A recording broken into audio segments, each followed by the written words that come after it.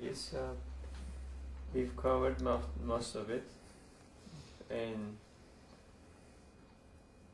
that's the question now. If I forgot anything to ask or any observations, anything that you wanted to share, for example, anything you've seen in the schools or in the institutions or along the trip, like you had an incident with someone that you never forget. Well, not necessarily. You can have time to think. If you don't, then you... Well, I'm thinking of like cultural things, like the removing your shoes when you come into your home, which we don't do. We bring the dirt in on our feet, and then we have to clean it up.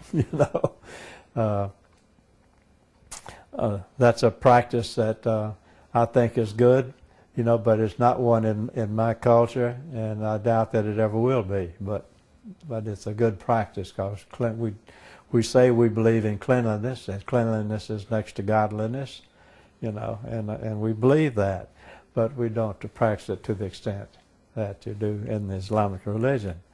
The thing of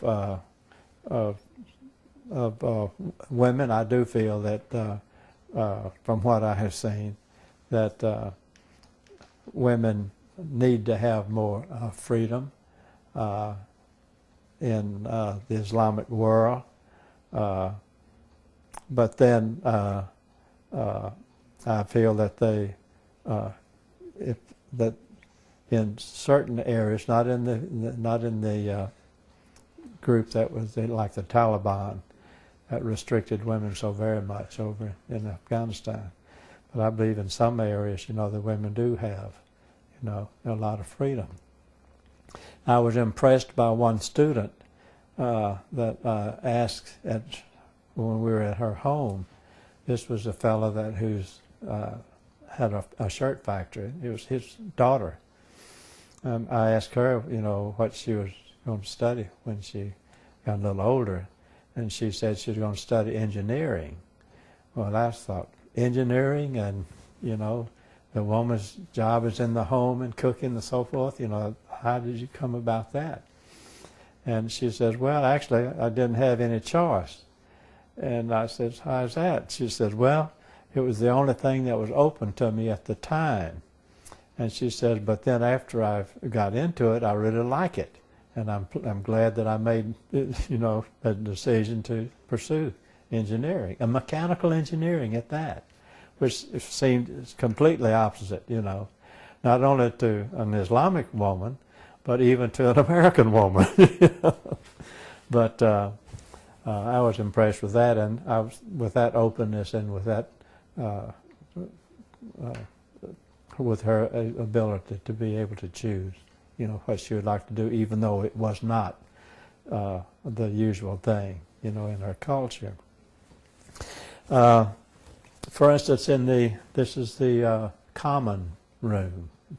You refer to it as the common room, common area, I believe, and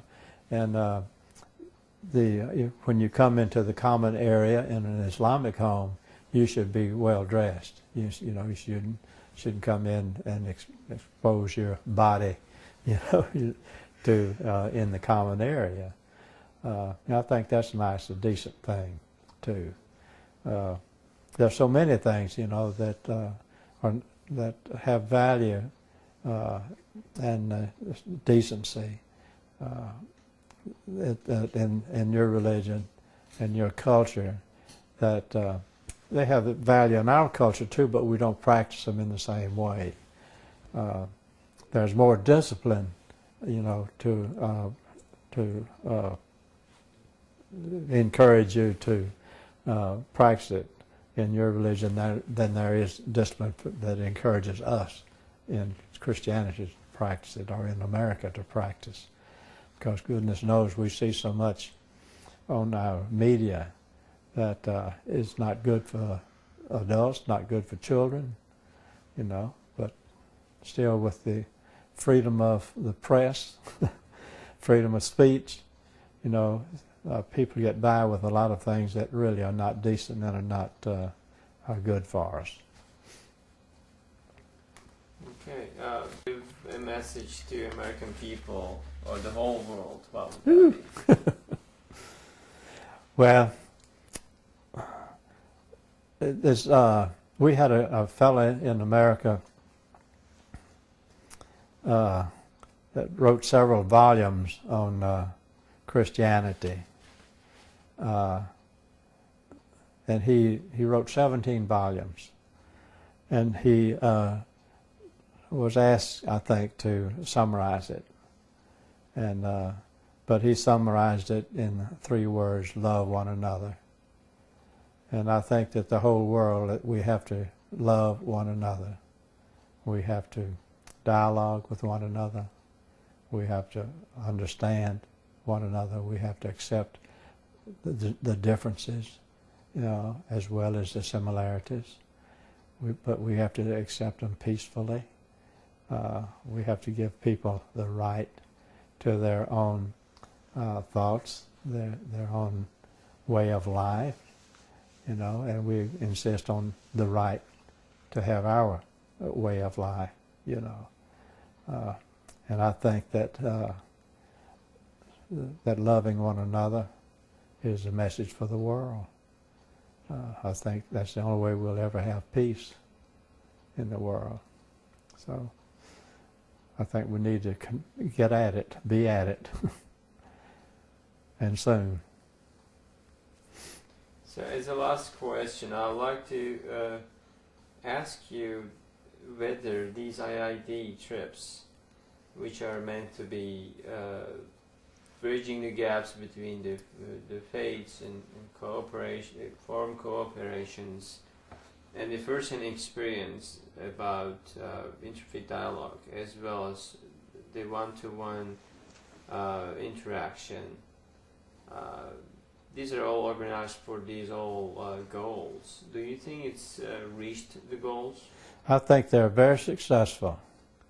I don't know of a single person who has been on one of these trips who came away with any negative criticism of the trip. It's all very positive. It's all very enlightening, and it's life-changing.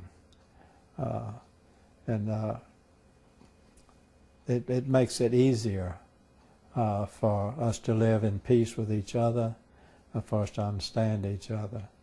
Having visited and had dialogue with, and lived with briefly, you know. And it's, to me, it's a very worthwhile program, and I certainly hope it can continue. And as I said earlier, I would certainly like to see some of the cartoonists and media people and editorial directors, you know, have that opportunity, because I think it would be good for the world.